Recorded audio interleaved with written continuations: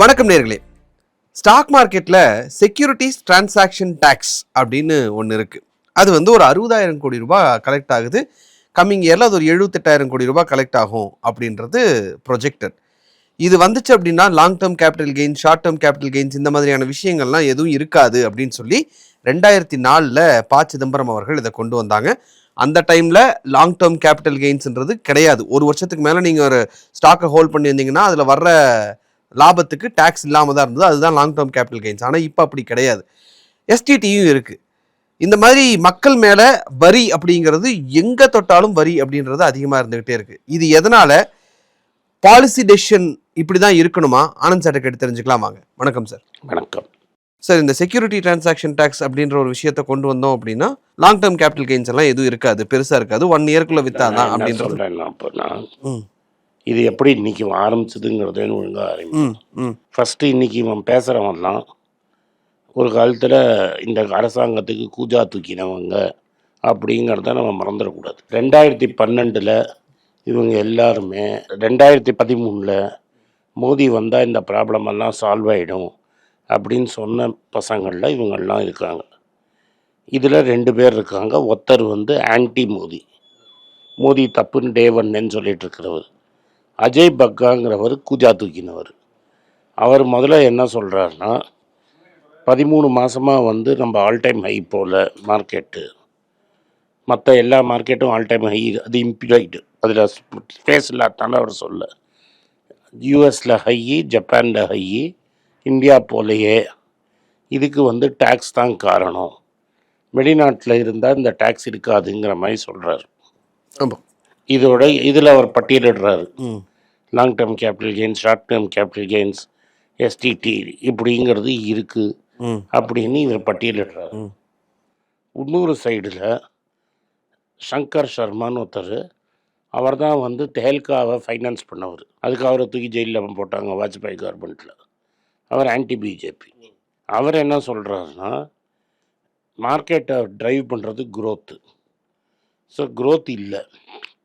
நம்ம ஊரில் என்ன க்ரோத் இருக்கோ அது கவர்மெண்ட்டோட ஸ்பெண்டிங்னால இருக்குது. கவர்மெண்ட் இன்ஃப்ராஸ்ட்ரக்சர் கட்டுறதுனால இருக்குது, இன்ஃப்ராஸ்ட்ரக்சர் ஸ்பெண்ட் பண்ணுறதுனால தான் இருக்குது, கேபிட்டல் எக்ஸ்பெண்டிச்சர்னால தான் இருக்குது. ப்ரைவேட் இன்வெஸ்ட்மெண்ட்டும் ப்ரைவேட் கன்சம்ஷனும் இல்லை, அதனால் க்ரோத் இல்லை அப்படின்னு சொல்கிறாரு. இந்த க்ரோத் நம்பருக்கே பல பேர் பல விஷயம் சொல்லியிருக்காங்க. அதை நம்ம தனியாக இன்னொரு டீட்டெயில்டாக பேசுவோம். இது மெயினாக சொன்னது அரவிந்த் சுப்பிரமணியமும் ஜார்ஜ் ஃபெல்மன்ங்கிறவங்க. இவங்க 2 பேரும் என்ன சொல்கிறாங்கன்னா, நிறைய ஹை ஃப்ரீக்குவன்சி இண்டிகேட்டர்ஸ் இருக்குது. உங்கள் எக்கானமி இவ்வளோ ஃபாஸ்ட்டாக க்ரோ ஆனதுன்னா இந்த ஃப்ரீக்குவன்சி இண்டிகேட்டர்ஸ்னால் இப்படி காட்டணும்னு இருக்குது. ஹை ஃப்ரீக்குவன்சி இண்டிகேட்டர்ஸ் அதான் நீ எவ்வளோ வாட்டி ஃப்ளைட்டில் போகிற, இது எல்லாம் அது மாதிரி நிறைய இருக்குது. அது எல்லாமே ஃப்ளாஷிங் வார்னிங் சைனு. க்ரோத் இவங்க எப்படி காட்டுறாங்கன்னா, நாமினல் க்ரோத் மைனஸ் இன்ஃப்ளேஷன் தான் real growth. So nominal growth 8.8னா 0.9% தான் இன்ஃப்ளேஷனுங்கிறாங்க. இன்ஃப்ளேஷன் 0.9க்கு மேலே இருக்குதுன்னு எல்லாருக்குமே தெரியும்.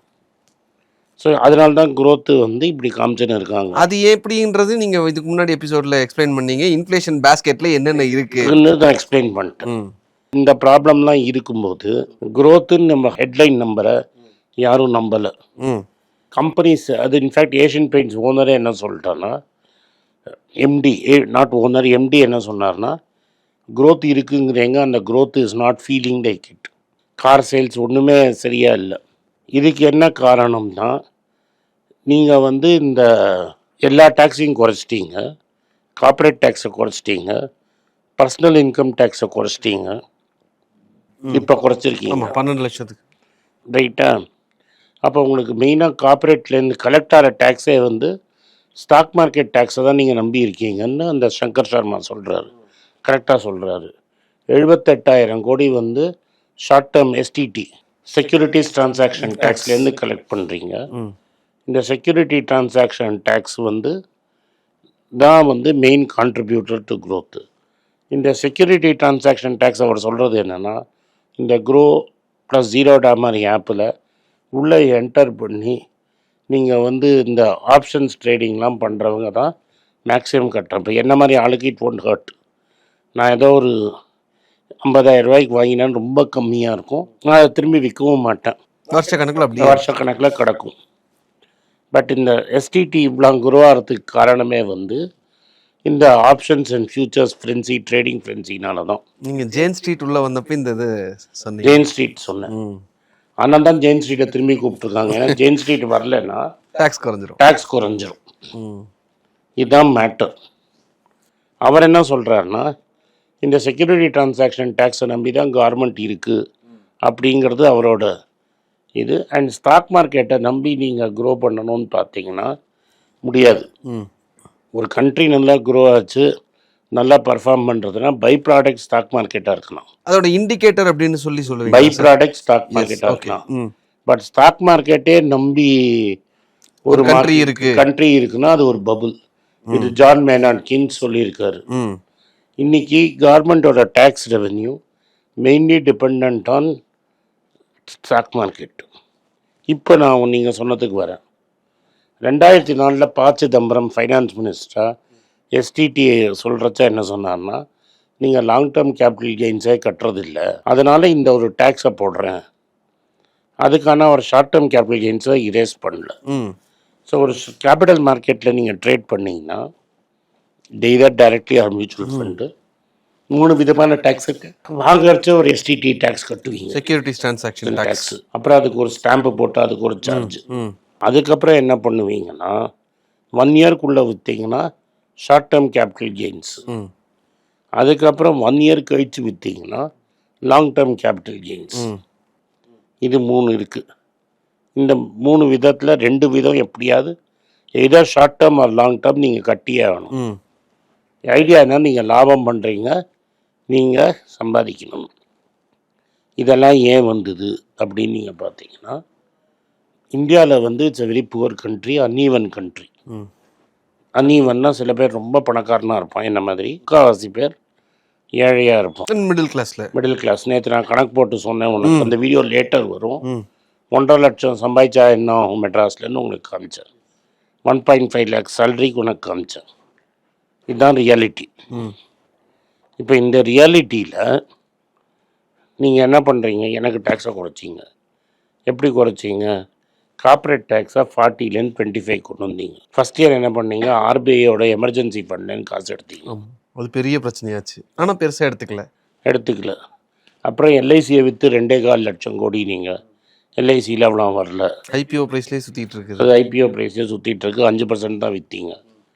அடுத்தது என்ன பண்ணீங்க, எல்லாரும் வந்து குதிக்க ஆரம்பிச்சிட்டாங்க. இன்கம் டேக்ஸ் வந்து ரொம்ப ஹையாக இருக்குது, இன்கம் டேக்ஸையும் கட் பண்ணிட்டீங்க. 12 லட்ச ரூபா வரைக்கும். இந்த ஃபியூச்சர்ஸ் அண்ட் ஆப்ஷன்ஸ் ஃப்ரென்சி வந்ததில் கார்ப்பரேட் டேக்ஸ் குறைஞ்சதை வந்து இந்த பர்சனல் இன்கம் டேக்ஸ் மேட்ச் பண்ணிடுச்சு. ஏன்னா personal income tax is paid by individual plus STD. The personal interest plus 78,000 crores was more than the corporate tax last year. அது ரொம்ப danger. Corporate tax should be higher than ST personal tax. உடனே எல்லாரும் லபோதிபோன்னு கத்தினோம். 12 லட்சத்துக்கு இந்த டேக்ஸை குறைச்சிட்டீங்க. Which மென்ட் tax கட்டுறவன்ல முக்கால்வாசி பேர் tax இல்லாமல் போயிடுவான். இந்த வருஷம் தெரியாது உங்களுக்கு. இப்போ பர்சனல் டேக்ஸையும் குறைஞ்சிருச்சுல்ல. அதான் அடுத்த வருஷம் இந்த மார்ச்சில் ரிட்டர்ன் ஃபைல் பண்ணி அடுத்த ஜூலையோ செப்டம்பரோ எப்போ சொல்கிறாங்களோ அப்போ நீங்கள் ரிட்டர்ன் ஃபைல் பண்ணுறச்ச உங்களோட டேக்ஸ் கலெக்ஷன் குறையும். ஏன்னா up to 12 lakhs no tax tax கிடையாது. எஸ், இப்போ தெரிஞ்சிடும்னு நினைக்கிறேன் சார். இப்போ 6 மாதம், இன்னொரு 6 மாதத்தில் தெரியும். அந்த சமயத்தில் இப்போ எஸ்டிடியும் குறையும். ஏன்னா போன வருஷத்துல இந்த வருஷம் 5 மில்லியன் நாட்கள் வெளியே வந்து 5 மில்லியன் நாட்கள் வெளில போயிட்டான். 50 லட்சம் பேர் மார்க்கெட்டுக்குள்ளே இருக்கிறவங்க வெளியில் வந்துட்டான். ஸோ எஸ்டிடியும் குறையும். அதே சமயத்தில் கன்சம்ஷன் இல்லை எல்லாரும் திட்டினதுனால நீங்கள் வந்து இப்போ ஜிஎஸ்டியும் கட் பண்ணிட்டீங்க. ஜிஎஸ்டி டேக்ஸும் குறையும். ஐ மீன் ரெவென்யூ. அப்போ கவர்மெண்ட்டோட பாரோயிங் ஏறும். இல்லாட்டா நீங்கள் கேபிட்டல் எக்ஸ்பெண்டிச்சரை கட் பண்ணணும் இந்த வருஷம். கேபிட்டல் எக்ஸ்பெண்டிச்சர் கட் பண்ணிங்கன்னா க்ரோத் இருக்காது. ஏன்னா நீங்கள் வந்து கன்சம்ஷன் கட் பண்ணதுனால கன்சம்ஷன் பண்ண மாட்டான். அவனுக்கு ஒரு பையிங் கெப்பாசிட்டி இருக்கணும். இப்போ தான் அந்த பையிங் கெப்பாசிட்டிக்குள்ளேயே கொண்டு வரீங்க. பையிங் கெப்பாசிட்டி கொண்டு வரணும்னா அவனுக்கு வேலை இருக்கணும்ல. நீ அதுக்குள்ளேயே இந்த ட்ரம்ப் டேரிஃப்னாலையும் இந்த ஐடியில் நடக்கிற பூத்துனாலையும் உங்களுக்கு பையிங் கெப்பாசிட்டியே ஒழிச்சிட்டிங்க. சிதம்பரம் அவர்கள் இன்னைக்கு கேட்டிருந்தாரு சார், நீங்கள் வந்து இது எல்லாத்தையும் 0% 5%க்குள்ளே கொண்டு வர முடியும்னா ஏன் அதை 8 வருஷத்துக்கு முன்னாடியே பண்ணலை அப்படின்னு ஒரு விஷயம் கேட்டிருந்தாரு. நான் தான் கேட்குறேன். ஸோ நீங்கள் என்ன பண்ணணும்னா, ஸோ இப்போ கன்சம்ஷன் இதனால் ஒன் ஆஃப் கெயின் வரும். இத்தனை நாள் ஒரு 45 டேஸ் வாங்காமல் இருக்கிறது செப்டம்பர் 22 அக்டோபர் 30 வரைக்கும் people will buy like frenzy. காசு வச்சிருக்கேன் கையில் அடக்கி வச்சிருக்க. ஆகஸ்ட் 15லேருந்து செப்டம்பர் 22 வரைக்கும் வாங்காதது உனக்கு ஃப்ரென்சியாக வெளில வரும். பேஸ் வேரியன்ட் காருக்கு பதிலாக மிட் வேரியன்ட் காரே போவேன், பெட்டியரியன் காரே போவேன். இது எப்போனா ஜான்வரி பிப்ரவரி மார்ச்சில் சேல்ஸ் வரைச்சதான் உனக்கு தெரியும். ஒரிஜினல் ஃபிகர் அப்போ தான் தெரியும். இப்போ என்ன ஆகும்னா, இப்போ 0% க்ரோத்துங்கிறது 5-6% க்ரோத்தில் போய் நிற்கும். அந்த 5-6% க்ரோத்து உனக்கு போகாது. ஸோ தி ஐடியா நீங்கள் வந்து ரியலாக பர்ஃபார்ம் பண்ணணுன்னா you have to takes the rich. ஒரு சொசைட்டியில் ஒரு மரம் ரொம்ப வளர்ந்துருச்சுன்னா வளர்ந்த மரத்தை வெட்டி வளராத மரத்துக்கு தண்ணியும் ஃபர்டிலைசரும் போட்டு ஆல்மோஸ்ட் ரெண்டுத்தையும் ஈக்குவல் ஆகணும்.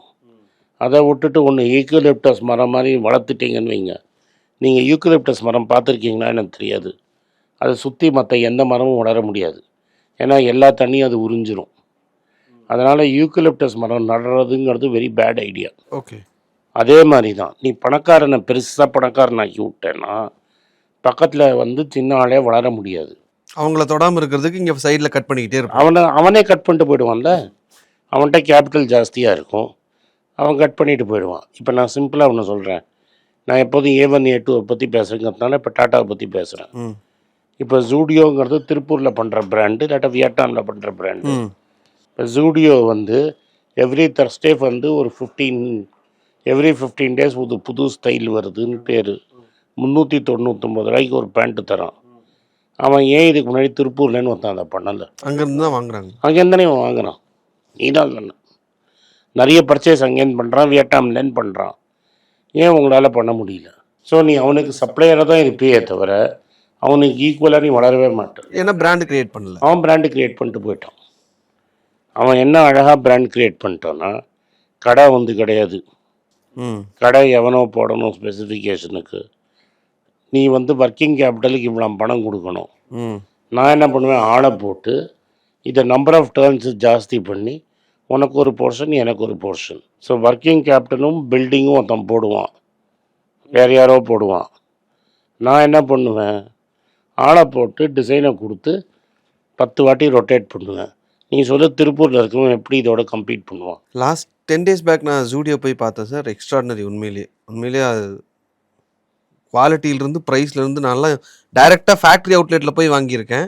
இந்த ஜீன் போட்டிருந்தது ஃபேக்ட்ரி அவுட்லெட்டில் மேட்டுப்பாளையமில் வாங்கினது 750 அந்த ரேஞ்சுக்கு. அதை விட கம்மி ரேண்டுக்கு வந்து ஜூடியோவில் வச்சுருக்காடே. நான் பேசாமல் ஃபேக்ட்ரி அவுட்லெட் போகாமல் மாட்டே வந்து வாங்கியிருப்பேன். அதனால தான் மார்க்கெட் அது இந்தியா ஃபுல்லாக எல்லா இடத்துலையும் போட்டோம். இது வந்து ஒரு பாசிட்டிவ் சைடில் சொல்கிறேன். ஸோ ஒரு சைடு க்ரோத் அப்படிங்கிறது பணக்காரங்களுக்கு இருந்துக்கிட்டே இருக்குது. அப்போ எனக்கு ஓரளவுக்கு மேலே எனக்கு பணம் கொடுத்துட்டேன், லைட்டாக என்கிட்ட பணம் இருக்குது. நான் எய்தர் பணத்தை வந்து புதுசாக ஃபேக்ட்ரி கட்டுறதுல எப்போ இன்வெஸ்ட் பண்ண மாட்டேன். எப்போ புதுசாக ஃபேக்ட்ரி கட்டுருவேன், டிமாண்ட் இருந்தால் தான் ஃபேக்ட்ரி கட்டுவேன். டிமாண்ட் எப்போ வரும், நீ வாங்கினா தான் வரும். 110 பிடிங்கி எனக்கு கொடுத்தேன்னா எப்படி டிமாண்ட் வரும்? ஸோ நான் பணத்தை இன்வெஸ்ட் பண்ணாமையே வச்சுருக்கேன். அதுதான் ப்ராப்ளம். அந்த மாதிரி ஏன் கையிலேயே வச்சுட்டு இருக்கணுன்றது தான். ஒரு சில இடங்கள்ல நிறையா பேர் வந்து அதை லேண்டு அது இதுன்னு போட்டு அது ஒரு பபுளாக கிரியேட் பண்ணி வச்சுருக்கீங்க. அதனால தான் இன்றைக்கி ரியல் எஸ்டேட்டுக்கான மவுஸ்ன்றது இப்போ நீங்கள் தமிழ்நாட்டில் நம்ம Tier 2 Tier 3 எஸ்பெஷலி கொங்கு மண்டலம் போதிங்கன்னா எல்லாரும் அந்த எக்ஸஸ் பிளாக் மணியை கொண்டு போய் லேண்டில் போட்டதுனால தான் லேண்டுக்கு அவ்வளோ காஸ்ட்லியாக இருக்குது. Right sir. ஸோ இந்த டேக்ஸ், அதை தாண்டி வளர்ச்சி, அதை தாண்டி இந்தியாவினுடைய இப்போ இருக்கக்கூடிய நிலை, அது சாமானிய மக்களை எப்படி பாதிக்குது அப்படின்றத ரொம்ப தெளிவாக சொன்னீங்க. நன்றி சார். நன்றி, வணக்கம். எனக்கு ஒரு விஷயத்தை அட்டென்ஷனுக்கு கொண்டு வந்திருக்காங்க. என்னோட ஏஐ ஜென்ரேட்டட் இமேஜை பார்த்து யாரோ ட்ரேடிங்க்கு பணம் கொடுத்து ஏமாந்துருக்காங்க. ப்ளீஸ், உங்களுக்கு நான் பல தடவை சொல்லிட்டேன், இப்பவும் சொல்கிறேன், நான் யார்கிட்டையும் பணம் டைரெக்டாக வாங்குறது இல்லை, அப்பாயின்மெண்ட் பார்க்குறதே கிடையாது. அதனால் என்னை பார்க்கலான்னு யாராவது காசு கேட்டாங்கன்னா இல்லைன்னு சொல்லிவிடுங்க. அடுத்தது ஒரு இமெயில் ஐடி இருக்குது, அதில் போட்டால் எங்கள் டீம் கான்டாக்ட் பண்ணுவாங்க. அது டைம் ஆகுதுன்னா வினோதோட இன்ஸ்டாகிராம் அக்கௌண்ட்டில் வினோத்திட்ட மெசேஜ் பண்ணுங்க. அவன் என் தம்பி, அதுலேயும் அவன் காசு கேட்க மாட்டான். காசு கேட்குறாங்கன்னா ஏமாறுறீங்க. யார் என்ன சொன்னாலும் கம்பெனிக்கு செபி அல்லது ஐஆர்டிஏ அல்லது ஆர்பிஐ ரெஜிஸ்ட்ரேஷன் இருக்கணும். இந்த 3 ரெஜிஸ்ட்ரேஷன் ஏதாவது இருந்தால் தான் உங்களோட பணத்தை நீங்கள் கொடுக்கணும். நீங்கள் இன்கேஸ் ஆஃப் இன்சூரன்ஸ் டைரெக்டாக இன்சூரன்ஸ் கம்பெனிக்கு தான் கொடுக்கணும். இன்கேஸ் ஆஃப் ட்ரேடிங் நீங்களே புரோக்கர்கிட்ட போட்டு ட்ரேட் பண்ணணும். மியூச்சுவல் ஃபண்டும் கம்பெனிக்கு தான் கொடுக்கணும். த்ரூ எக்ஸ்சேஞ்சு நீங்கள் வாங்கிக்கலாம். இதெல்லாம் எதுக்கு நான் உங்களுக்கு சொல்கிறேன்னா, யாரையாவது சொல்கிறாங்கன்னு நம்பி ஏமாறாதீங்க. உங்களுக்காக நான் ட்ரேட் பண்ண முடியாது, அது இல்லீகல். நான் ட்ரேடும் பண்ணுறது கிடையாது. அதனால் ட்ரேடிங் ப்ராஃபிட் பண்ணி தரேன்னு சொல்கிறது ஏமாத்தல். எனக்கு ட்ரேடிங் பண்ண தெரியாது. என் பேரை சொல்லி ட்ரேட் பண்ணி உங்களுக்கு ப்ராஃபிட் ஷேரிங்னா ஃப்ராடு, ஏமாற்றம். நான் யார்கிட்டையும் காசு கேட்கல, கேட்கவும் மாட்டேன்.